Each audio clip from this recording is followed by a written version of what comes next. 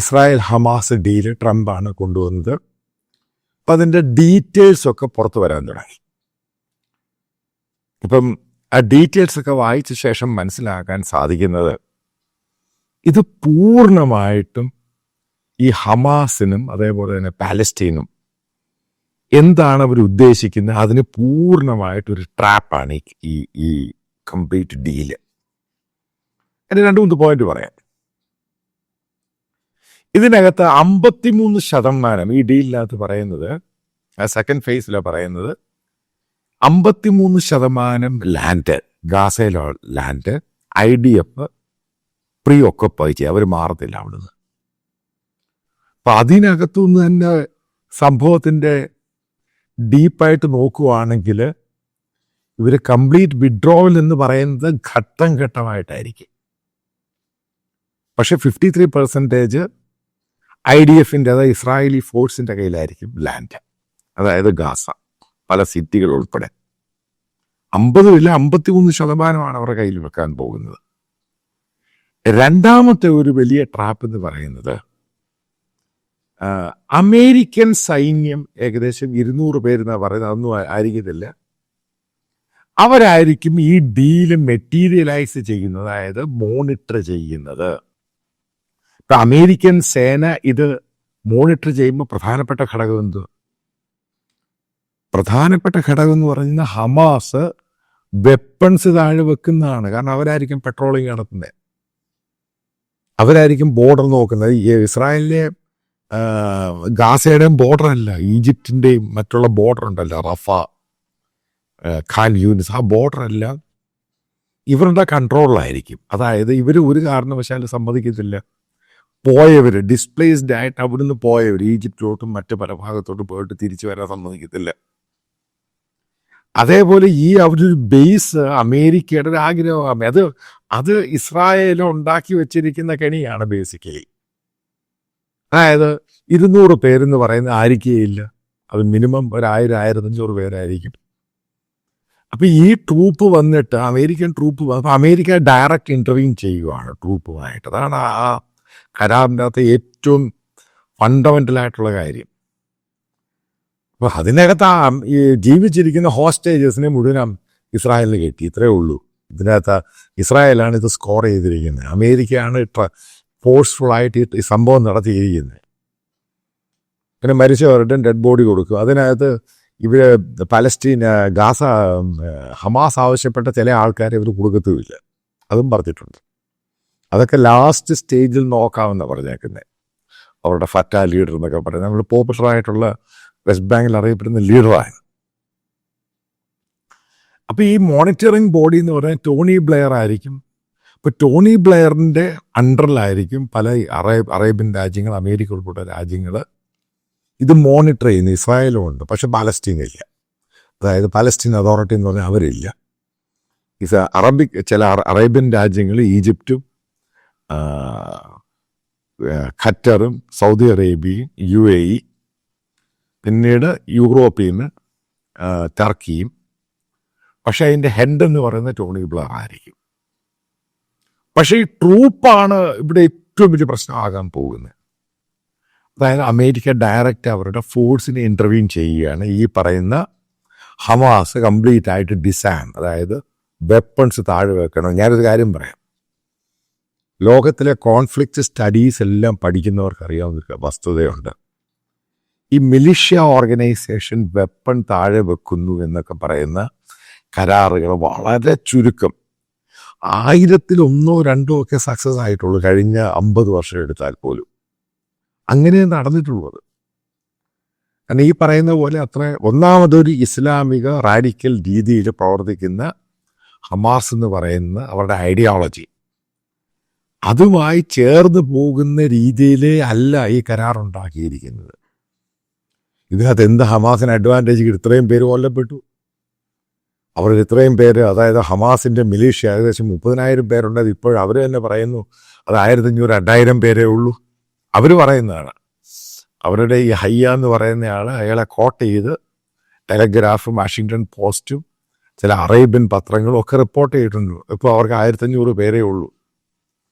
അവരുടെ പല ലീഡേഴ്സും കൊല്ലപ്പെട്ടു. പക്ഷെ ഇവര് ഈ 1500 പേരും കംപ്ലീറ്റ് ആയിട്ട് ആംസ് താഴെ വെക്കുമോ ഇല്ല, ഇതാണ് ചോദ്യം വരുന്നത്. കാരണം അതിനെ മോണിറ്റർ ചെയ്യാൻ അമേരിക്കൻ സേന വന്നേക്കുന്നു. ഈ പറയുന്ന ഗാസയിൽ ഏറ്റവും ശക്തമായിട്ട് ഇസ്രായേലിനെ സപ്പോർട്ട് ചെയ്യുന്ന അമേരിക്കക്കെതിരെ വലിയ പ്രശ്നമാണ് ഗ്ലോബലായിട്ട് പോലും. അവർക്ക് ഇസ്രായേലിനേക്കാളും ഏറ്റവും കൂടുതൽ വെറുപ്പ് ജൂഷിനെ അമേരിക്കൻസിനെയാണ്. കാരണം എന്ത്? അമേരിക്കയാണ് ഇസ്രായേലിനെ സപ്പോർട്ട് ചെയ്യുന്നത്, ഇതാണ് കാരണം. അപ്പോൾ അമേരിക്കൻ ഫോഴ്സ് അവിടെ വന്നു കഴിഞ്ഞാൽ അവരുടെ ബേസിനകത്തും ഏതെങ്കിലും അമേരിക്കക്കാരനെ അവരുടെ വണ്ടിയോ അവരുടെ എന്തെങ്കിലും സംഭവമോ വെടിവെപ്പോ സൂയിസൈഡ് ബോംബോ വല്ലതും ഉണ്ടായി കഴിഞ്ഞാൽ അടുത്ത സ്ഥിതി നിങ്ങൾക്കറിയോ എന്തുവാ? ഈ അമേരിക്കൻ ഫോഴ്സ് ഇമാരെ ഫയർ ചെയ്യും. അത് കഴിഞ്ഞ് ഇസ്രായേലിനോട് പറയാൻ മുഴുവൻ ടേക്ക് ഓവർ ചെയ്യാം. 53 ബാക്കി മുഴുവൻ ടേക്ക് ഓവർ ചെയ്യാണ്ടായി. അൾട്ടിമേറ്റായിട്ട് നോക്കുമ്പോൾ ഇത് ഇസ്രായേലിൻ്റെ അമേരിക്കയുടെയും ഒരു പ്ലാൻ തന്നെയാണ് ഉണ്ടാക്കിയിരിക്കുന്നത്. അതിനാണ് ടോണി ബ്ലെയറിനെ കൊണ്ടുവന്നേക്കുന്നത്. നിങ്ങൾ സിമ്പിളായിട്ട് മനസ്സിലാക്കേണ്ടത്, ഞാനൊരു ഉദാഹരണം പറയാം, 2 ഉദാഹരണം പറയാം. ആദ്യത്തെ, കഴിഞ്ഞ സമയത്താണ് KKP, അതായത് ടർക്കിയിലെ ഏറ്റവും വലിയ റാഡിക്കലായിട്ടുള്ള ഒരു ഓർഗനൈസേഷൻ ടർക്കിഷ് ഗവൺമെൻറ്റിനെതിരെ. അപ്പോൾ അവരുടെ ആംസ് കൊണ്ടുപോയി സറണ്ടർ ചെയ്ത്. അപ്പോഴും ഒർദുഗോനും മറ്റുള്ള ലീഡേഴ്സ് പറഞ്ഞ് അതിൻ്റെ അകത്ത് 10% വന്നിട്ടുള്ളൂ, ഇപ്പോഴും 90% ആംസുമായിട്ട് നടക്കുകയാണ്. അവർ കീഴടങ്ങാൻ തയ്യാറല്ല. പിന്നെ ഇതൊക്കെ നടക്കുന്ന ഒരു നാടകമെന്ന് മാത്രമേ ഉള്ളൂ. ഇത് ടർക്കിഷ് പാർട്ടിയുടെ ഈ ഉർദുഗോൻ്റെ പാർട്ടി ഉർദുഗോനൊക്കെ കൊടുത്ത പ്രസ്താവനയാണ്. ആക്റ്റീവാണ്. അവരുടെ പൊളിറ്റിക്കൽ വിങ് ഉണ്ട്, അവർ ശക്തമാണ് ടർക്കിയിൽ. അവർ ഓപ്പറേഷൻ എന്താ ടർക്കിയുടെ ബോർഡറിലാണ് നടത്തുന്നത്. ആക്റ്റീവല്ലേ, വളരെ ആക്റ്റീവ്. അപ്പോൾ അത് നിന്ന് പോയിട്ടുണ്ട് ഇല്ല. കാരണം ഇതിന് സപ്പോർട്ട് ബേസ് ഉണ്ട്. ഉറപ്പായിട്ടും ഇതിൻ്റെ സപ്പോർട്ട് പറയുന്ന അമേരിക്ക, വേറൊന്ന് മറ്റൊരു രാജ്യം, ഫ്രാൻസിൻ്റെ സപ്പോർട്ടുണ്ടെന്ന് പറയുന്നു. വെപ്പൺസ് ഉണ്ട് അവരുടെ കയ്യിൽ. അപ്പം ഈ പറയുന്ന ഹമാസിൻ്റെ രണ്ടാമത്തെ ഒരു ഉദാഹരണം ഞാൻ പറയുന്നത് IPKF, India peace keeping force. അതായത് രാജീവ് ഗാന്ധിയുടെ ലൈഫിൽ പൊളിറ്റിക്കൽ കരിയറിലുണ്ടായ ഏറ്റവും വലിയ ബ്ലണ്ടറാണ് ഈ ശ്രീലങ്കയുമായിട്ട് ഈ LTTE ഒതുക്കാൻ വേണ്ടി പോയ IPKF എന്ന് പറഞ്ഞ ഫോഴ്സ്. ആദ്യം പോയത് 1500 പേരായിരുന്നു. അതായത് കംപ്ലീറ്റ് ആയിട്ട് LTTE വെപ്പൺസ് താഴെ വെക്കണം, അതിനെ മോണിറ്റർ ചെയ്യുന്നതായിരിക്കും ഇന്ത്യ പീസ് കീപ്പിംഗ് ഫോഴ്സ്. ജാഫ്നെ പോയി തകർന്നു പോയില്ലേ. പിന്നീട് 1500 പേരെന്ന് പോയത് പിന്നെ 65,000 പേരോളമായി. എത്രയോ ഇന്ത്യൻ സോൾജിയേഴ്സ് അവരവിടെ ആ മണ്ണിൽ കൊല്ലപ്പെട്ടു. എത്രയോ പേര്, എത്രയോ മലയാളികൾ.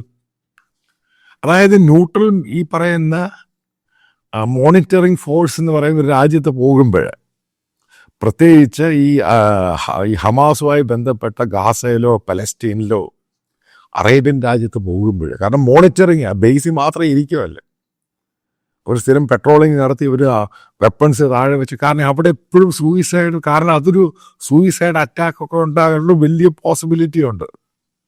ഇവരെ ഫയർ ചെയ്യാം. നിങ്ങൾ കണ്ട ഇസ്രായേലി ഫോഴ്സിൻ്റെ അടുത്ത് അവിടുത്തെ സ്ത്രീകൾ ഈ പറയുന്ന കറുപ്പൊക്കെ ഇട്ട് ബോംബ് വെച്ച് അവരെ ഫയർ ചെയ്യുമോ? അല്ല, വേറെ പട്ടാളത്തിന് വേറെ വഴിയൊന്നുമില്ല, അവർ ചെക്ക് ചെയ്യാൻ പറ്റും. അവരെ ഏത് രീതിയിലുള്ള ബോംബാണെന്നെങ്ങനെ അറിയാൻ പറ്റും? ഇറാഖ് എടുത്തു നോക്കുക, ബാഗ്ദാദിൽ അതേപോലെ തന്നെ അമേരിക്കൻ ഫോഴ്സ് ഉണ്ടായിരുന്ന സമയത്ത് ഇതേപോലെ പല മോണിറ്ററിങ്ങും പരിപാടിയൊക്കെ നടത്തി അവസാനം ഗത്യന്തരമില്ല ഫയർ ചെയ്യേണ്ടി വന്നു, ശരിക്കും വെടിവെക്കേണ്ടി വന്നു. എത്രയോ പേരെ കൊല്ലപ്പെട്ടു. അതിൻ്റെ പാർട്ടായിട്ട് അമേരിക്കയിൽ മൂവി ഇറങ്ങിയില്ലേ, അമേരിക്കൻ സ്നൈപ്പർ എന്നും പറഞ്ഞിട്ട് വലിയ ഹിറ്റായ മൂവിയല്ലേ. അല്ല, ഞാനിപ്പോൾ ഓരോ ഇൻസിഡൻറ്റ് വെച്ച് പറയുക. അതായത് ഇവിടെ ഉണ്ടാകാൻ പോകുന്ന ഇസ്രായേൽ അമേരിക്കയ്ക്ക് കൊടുത്ത അവരുടെ ഒരു അച്ചീവ്മെൻ്റാണ് അമേരിക്കൻ ഫോഴ്സ് അവിടെ വരുന്നത്. അതോടുകൂടി അമേരിക്ക ഇവരുമായിട്ട് ഡയറക്റ്റ് അറ്റാക്കായി.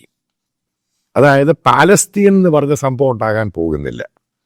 മറ്റുള്ള രാജ്യങ്ങളൊക്കെ ഫ്രാൻസും ബ്രിട്ടനും ഇവരൊക്കെ പാലസ്തീൻ ഉണ്ടാകുന്നത് ഞങ്ങൾ അപ്രൂവ് ചെയ്യുന്നു എന്നൊക്കെ പറയുമ്പോൾ അതിനെ ഇല്ലാതാക്കാനുള്ള കെണിയാണ്. കാരണം അമേരിക്ക ഇത് ഫയർ ചെയ്ത് കഴിഞ്ഞാൽ ഈ പറയുന്ന നാറ്റോ രാജ്യങ്ങളൊന്നും മിണ്ടത്തില്ല. അറേബ്യൻ രാജ്യങ്ങളും സൈലൻ്റ് ആയിപ്പോൾ പെട്ടുപോകുന്ന ഖത്തർ.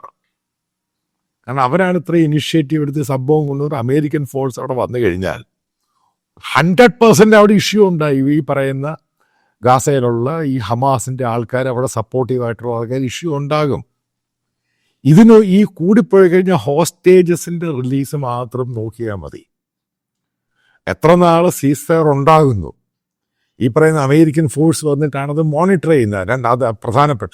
അതിനകത്ത് പ്രശ്നം ഉണ്ടായിക്കഴിഞ്ഞാൽ മുഴുവനും യു ടേൺ ആയി. ഈ പറയുന്ന ഇസ്രായേലിൻ്റെ അമേരിക്കയുടെയും കാര്യം അച്ചീവായി. അമേരിക്കൻ ഫോഴ്സസ് ഡയറക്റ്റ് ഈ ആൾക്കാരെ ഫേസ് ചെയ്യും, ഈ ഹമാസിനെ അവിടെയുള്ള മറ്റുള്ള ഫോഴ്സുകളെ ഫേസ് ചെയ്യും. ഇതാണ് ഉണ്ടാകുന്നത്. ഈ വിട്ടുകൊടുത്ത ആൾക്കാരെയും തട്ടും. ഇത് ഹമാസിനാണ് ബേസിക്കലി കംപ്ലീറ്റ് ട്രാപ്പായി. പിന്നീടാണ് അവർ പറയുന്നത് ടോണി ബ്ലെയറിനെ കൊണ്ട് പറ്റില്ല എന്ന്. ഇപ്പോഴൊരു പുതിയ സ്റ്റേറ്റ്മെൻ്റാണ്. അതാണ് ഞാൻ പറയുന്നത്, ഇതൊരു ട്രാപ്പാണ്, കംപ്ലീറ്റ് ട്രാപ്പായി മാറി. അതായത് ഗത്യന്തരമില്ലാതെയാണ് ഹമാസ് സറണ്ടർ ചെയ്തത്. കാരണം അവരുടെ ഫോഴ്സും ആ പറയുന്ന ഗറില്ല വാർഫെയർ ചെയ്യാനുള്ള അവരുടെ കേപ്പബിലിറ്റിയെ ബാധിച്ചു. അവർക്ക് ഫണ്ടിങ്ങും സഹായവും അവർ ഓഫീസൊക്കെ പ്രവർത്തിക്കുന്ന ഖത്തർ രണ്ടും കൈമലർത്തി പറഞ്ഞു, സൈൻ ചെയ്യുക അല്ലെങ്കിൽ പുറത്തു പോവുക, അല്ലാതെ ഇതിൻ്റെ അകത്ത് യാതൊരു ലക്ഷ്യവുമില്ല. കാരണം ഖത്തറിൻ്റെ കാര്യമായി. കാരണം ഒരു അറ്റാക്ക് കിട്ടി, അമേരിക്കയുടെ പൂർണ്ണമായി, ഞാൻ നേരത്തെ വീഡിയോയിൽ പറഞ്ഞു, സെക്യൂരിറ്റി സോൺ പോലെ ആക്കിയെടുത്തു. ഇതിനകത്ത് ബേസിക്കലി നമ്മൾ മനസ്സിലാക്കേണ്ട എൻഡ് ഓഫ് ദ ഡേ ഉണ്ടാകാൻ പോകുന്നത്. അതുകൊണ്ടാണ് ഇസ്രായേലി ക്യാബിനറ്റ് പൂർണ്ണമായിട്ട് അംഗീകരിച്ചു കൊടുത്തത്. ആ ക്യാബിനറ്റിൻ്റെ അത് ഇൻട്രസ്റ്റിംഗ് ആയിട്ടൊരു കാര്യം പറയാം. ബെഞ്ചമിൻ നെതന്യാഹുവിൻ്റെ തൊട്ടപ്പുറത്തിരിക്കുകയാണ് ബിറ്റ്കോഫ്, സ്റ്റീഫൻ ബിറ്റ്കോഫ്. അയാൾ ജൂയിഷാണ്, അമേരിക്കൻ ജൂയിഷാണ്, റിയൽ എസ്റ്റേറ്റ് ബിസിനസ്സാണ്, ട്രംപിൻ്റെ സ്പെഷ്യൽ എൻവോയാണ് ഈ പറയുന്ന മിഡിൽ ഈസ്റ്റ് ഏഷ്യ, വെസ്റ്റ് ഏഷ്യയിൽ. അയാളെ അടുത്തിരുത്തിക്കൊണ്ടാണ് അവരുടെ ക്യാബിനറ്റ് കൂടിയിട്ട് വിവരിക്കുന്നത്. അപ്പോഴാണ് കംപ്ലീറ്റ് അക്സെപ്റ്റ് ചെയ്യുന്നത്. കാരണം അമേരിക്കൻ ഫോഴ്സ് ഡയറക്റ്റ് ഇൻ്റർവ്യൂൻ ചെയ്യുക. അപ്പോൾ ഇസ്രായേലിന് ആ പ്രശ്നം അങ്ങ് മാറി. അവരെ ഡീൽ ചെയ്യും, കൂടെ സപ്പോർട്ടീവായിട്ട് ഇസ്രായേലും കൂടെ നിന്നു കൊടുക്കും. ഈ വീണ്ടും ചവറ പോലെ കൊണ്ട് ബോംബിടും. അതേപോലെ ഡിസ്പ്ലേസ്ഡ് ആയിട്ടുള്ള ആൾക്കാരെ അകത്തെടുക്കത്തിൽ 53% ഇവരുടെ കയ്യിൽ, IDF-ന്റെ ഇസ്രായേലി ഫോഴ്സിൻ്റെ കയ്യിൽ. അത് കൂടുതലാണ്. ഒരു 3-4 മാസമാണ് മുഴുവൻ അവരെ മുഴുവനും അത് ക്യാപ്ചർ ചെയ്യും. അതായത് ട്രംപിൻ്റെ ആ പരിപാടി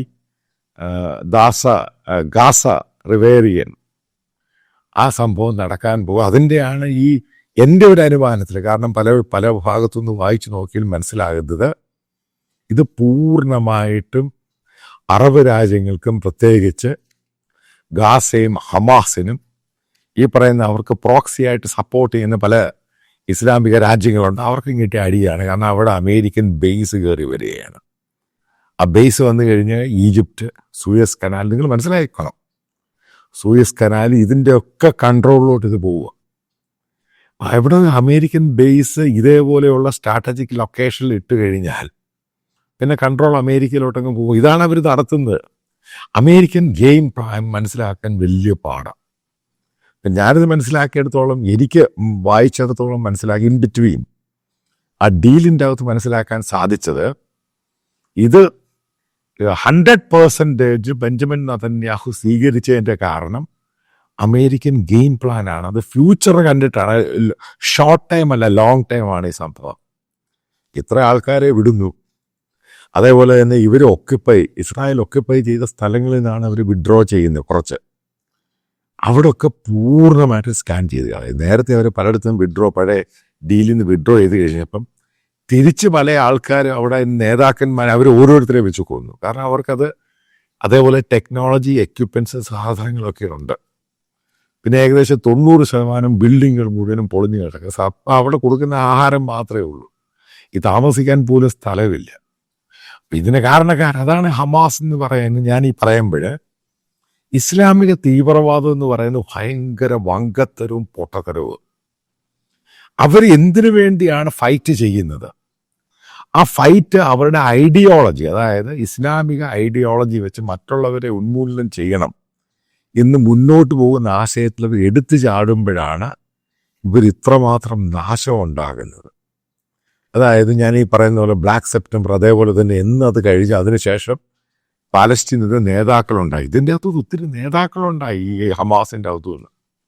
ആ നേതാക്കളെ ഓരോരുത്തരെയും വെച്ച് തട്ടി 1-2 മാസം കഴിയുമ്പോൾ ഈ ഹോസ്റ്റേജസ് ഒക്കെ കംപ്ലീറ്റ് റിലീസ് ആയി കഴിഞ്ഞ് മുഴുവനും യൂ ടേൺ അടിച്ച് ഈ ഗാസ മുഴുവനും എടുത്ത് പഴയ അമേരിക്കൻ പ്ലാനിൽ ഇതങ്ങ് മാറും.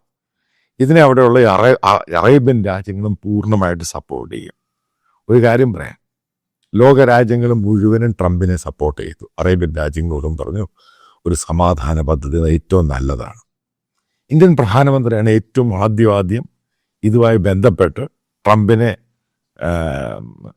കൺഗ്രാജുലേറ്റ് ചെയ്യും, നെതന്യാഹുവിനെ കൺഗ്രാജുലേറ്റ് ചെയ്യുന്നത്. അപ്പം അതായത് ഇന്ത്യൻ പ്രധാനമന്ത്രിക്കും താല്പര്യമുണ്ട് ട്രംപിനോട് അടുക്കണം. അതിനെപ്പറ്റി ഞാൻ ഇൻ ഡീറ്റെയിൽ ആയിട്ട് അടുത്ത വീഡിയോ ചെയ്യാം. കാരണം താല്പര്യമുണ്ട്. കാരണം അല്ലെങ്കിൽ ഇന്ത്യക്ക് മനസ്സിലായി ഈ പോക്ക് ഇന്ത്യയെയും ബാധിക്കും.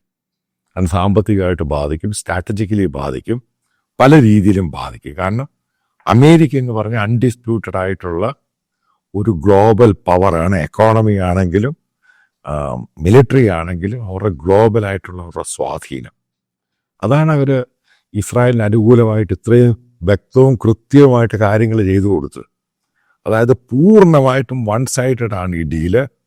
ഇതിനകത്ത് പൂർണ്ണമായിട്ടും ഹമാസും അതുപോലെ പാലസ്റ്റീൻ സ്വപ്നത്തിൽ മാത്രമേ ഉണ്ടാകാൻ സാധിക്കുകയുള്ളൂ. ആ രീതിയിലാക്കി കൊടുത്തു. ഇതാണ് അമേരിക്കൻ ഗെയിം പ്ലാൻ. അത് പഠിച്ച് മനസ്സിലാക്കുന്നവർക്ക് ശരിക്കും മനസ്സിലാവും ഇതെന്താണ് ഈ സംഭവം.